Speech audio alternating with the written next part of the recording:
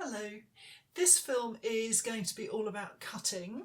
So I have now got 2 colour blocks in Lino waiting to be cut, and I've got my Wood block here with its tidying up to do. So if we look at the Wood first, what I need to do is to lose all this sort of excess around the edge here that's doing nothing for the print, so that's all got to be cut away.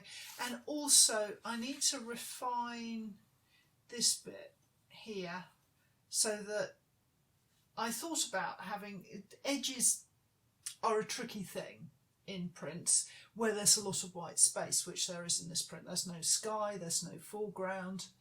And what I could have done was to resolve it by cutting the wood straight across so that the mountain came down and just ended as the land does here, but it wouldn't look as fluid. It would be a bit clunky to have that additional bit there, so I need to lose that for the sake of the composition. So I have sorted that out, and I've taken a white china graph and I've followed the wood grain along to refine the shape of that mountain there so that it fits with the grain, because this whole print is wrapped around the shape of the wood grain really. So the colour blocks, which have now, so that layer of black ink that's marking everything out is now dry, and I have 2 colour blocks. I have this potentially yellowy orange block here, and then I've got the grey block. So because this is the slightly smaller scrap of lino that I've used and it's a bit off the top here, what I'm going to do is to use this one for the orange blocks. So the first thing I'm going to do is to mark in the areas of lino that are going to stay, and then I know when I'm cutting where I am. And I'm just going to use a red china graph for that. So china graph, wax pencil, very good for writing on lino.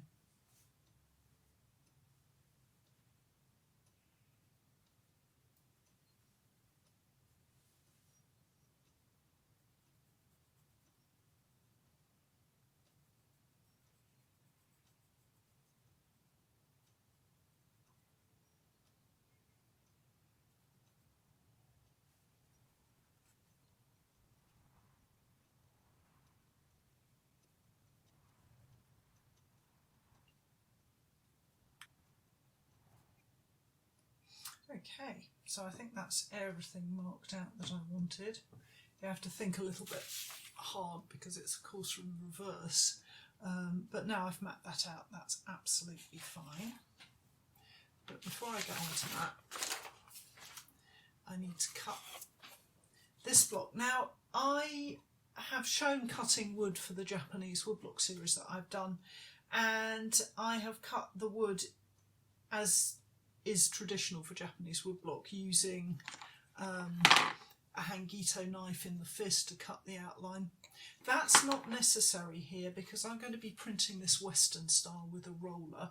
So instead of doing that, I am going to cut it more like I was cutting lino.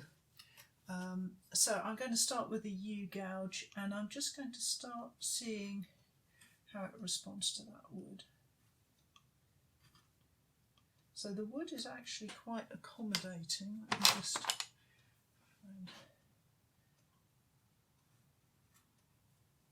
And I'm just working with the flow of the grain here to cut. And I should apologise for my filthy dirty hands. I was cleaning up before I started this.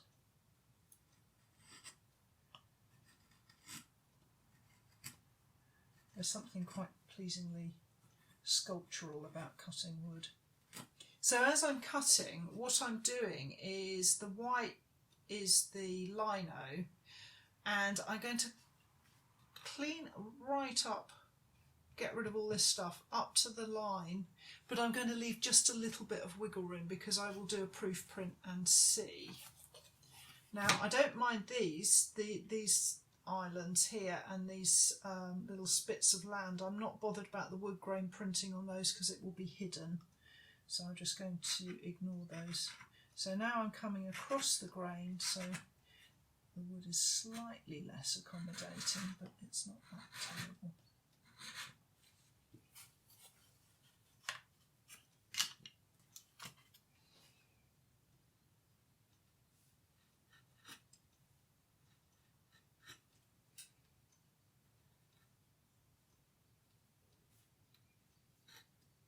So as you can see maybe that I've got a little fringe of white around the edge here where I'm cutting, and that just allows me to correct if there's any problem, and to burn my bridges before I know exactly what I'm doing.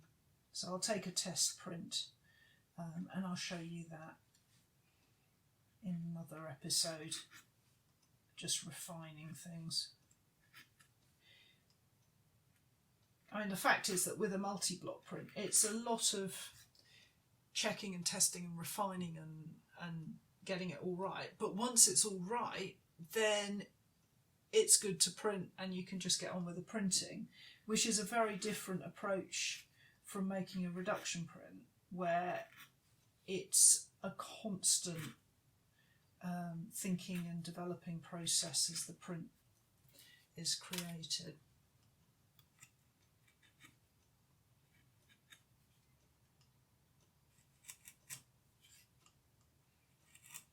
When you're cutting wood like this, do be careful where it has cracks and things in it, because the wood can actually sort of flake away in big splinters along the cracks if you're not careful. So just sort of be a little bit mindful of that.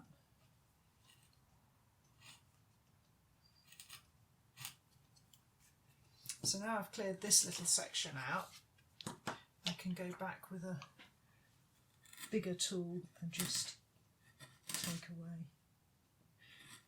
I've had this block for years. I bought this, I suppose about 4 years ago, 5 years ago, and it sat in my studio and I could barely bring myself to cut it up to use, and now it feels really, really wrong to be cutting it away, but I know it's got to be done. It's no use to me as a piece of wood just sitting in the corner. But it does feel almost like vandalism to be doing it.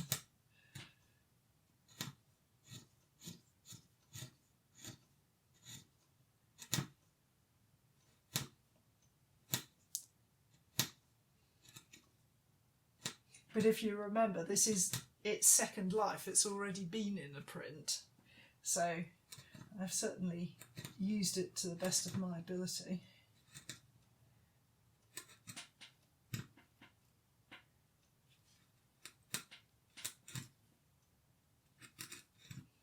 And you see how I'm working always away from the precious bit into the dead space.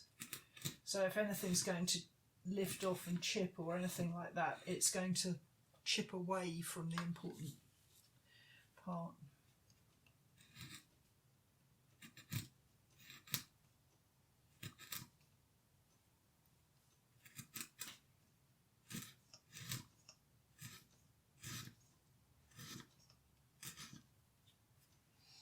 I can come back with an even bigger tool.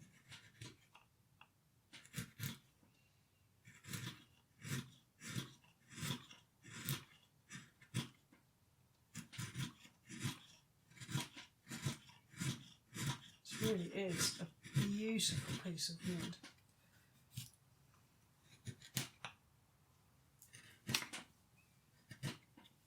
So I'm just gradually dropping away the depth of the wood around. And when it comes to printing this block, I'm going to be printing with my hand, rubbing the surface. So I will be careful not to push over and go too deep.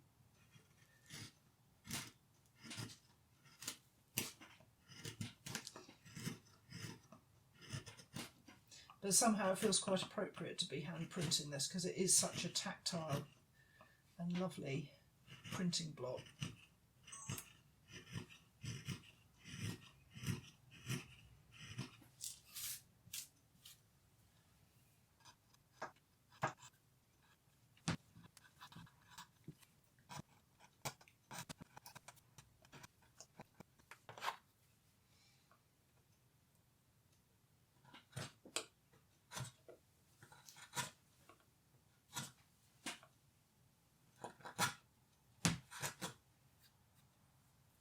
you can probably hear that I'm fighting a bit here. I've got a big hard knot in the wood just here, so I'm just taking my time to just take shavings off it.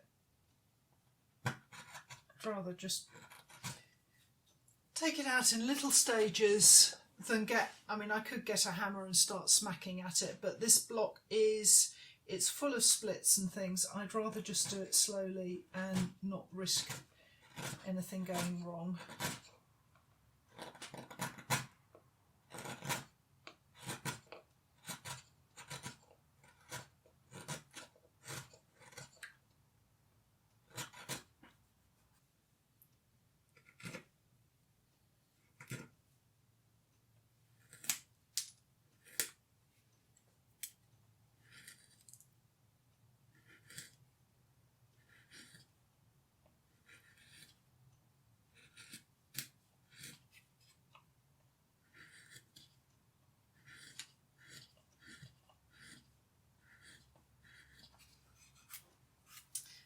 Almost there, just a tiny bit of refining to do and it'll be ready for a test print.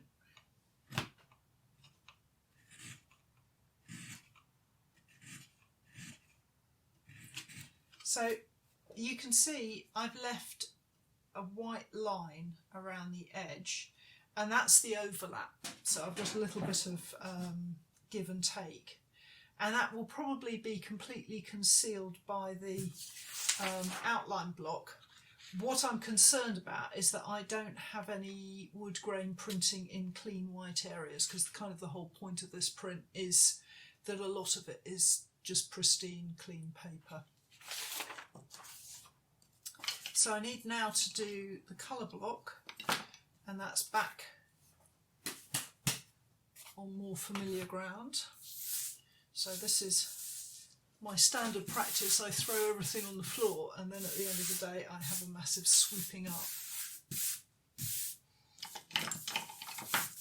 When I teach, I'm always amused because the class divides neatly between people who are like me, who don't have any problem hurling stuff on the floor, and people who make little piles and take it to the bin. So.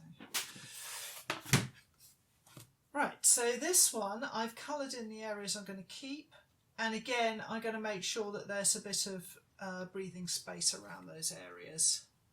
So there is a lot of lino going to come out of this block. These are offcuts of lino anyway that I'm using here.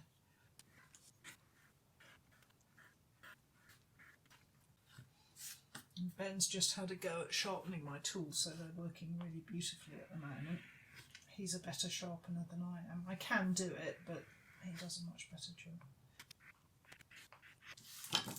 And then I'm just going to go in with that flat chisel again and just get rid of the ridges.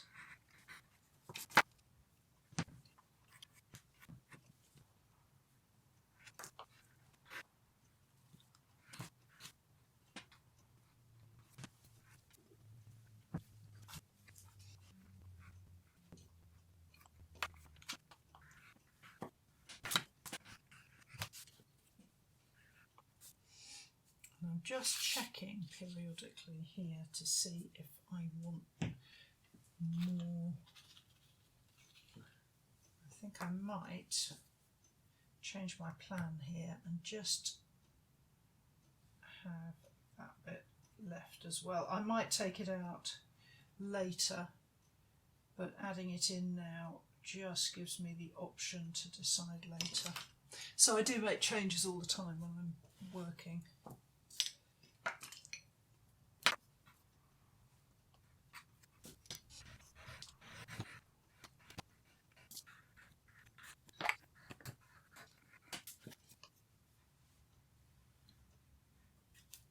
So this is very different cutting from the kind of cutting that I was doing earlier in this series, where I was cutting out the little hearts.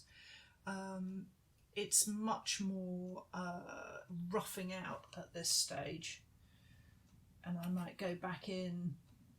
In fact, I'm sure I will have to go back in and refine it, but at this point I'm just getting most of the lino away that I don't want.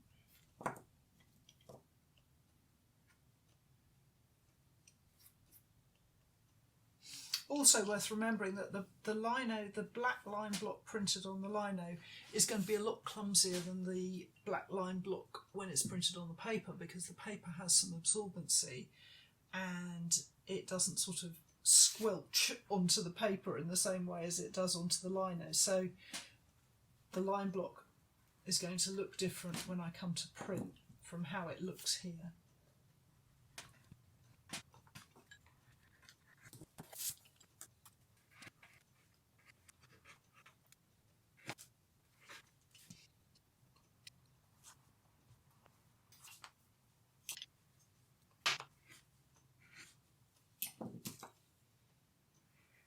And as always, I'm using the flat chisel just to level everything down and get everything flat, because when white space is kind of the point of the print, it's got to be perfect white space.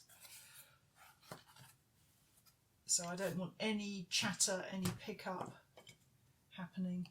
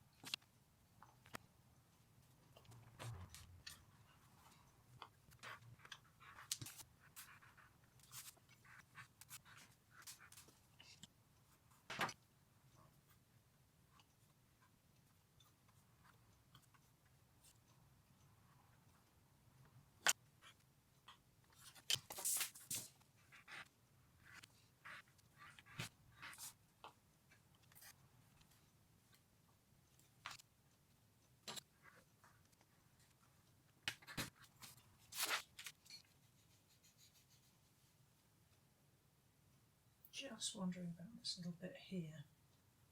I probably will take it out, but you know, I can always take it out later, but I can't put it back in later, so I'm going to pop it there for now.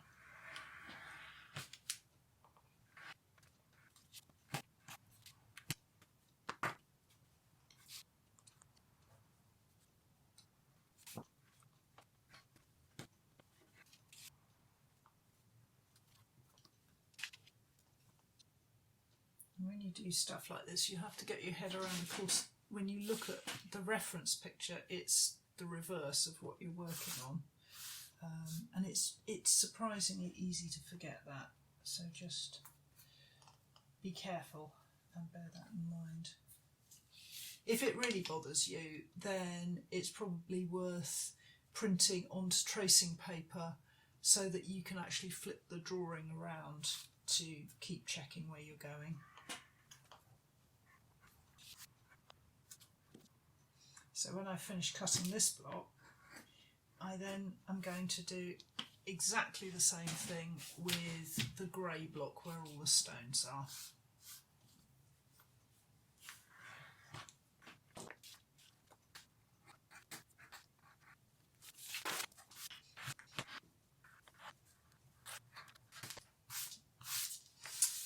Okay, so now I think we're about there, and I could do with a cup of tea. So that's my roughed out colour block for the kind of yellowy orangey licheny bits of the print, and I need to cut my grey block and then I can start checking and proofing, which I'll be doing in a later episode in this series. So thank you very much for joining me, and don't forget to subscribe to the channel, and if you like the film, hit the like button because that really helps me, and I hope I see you again.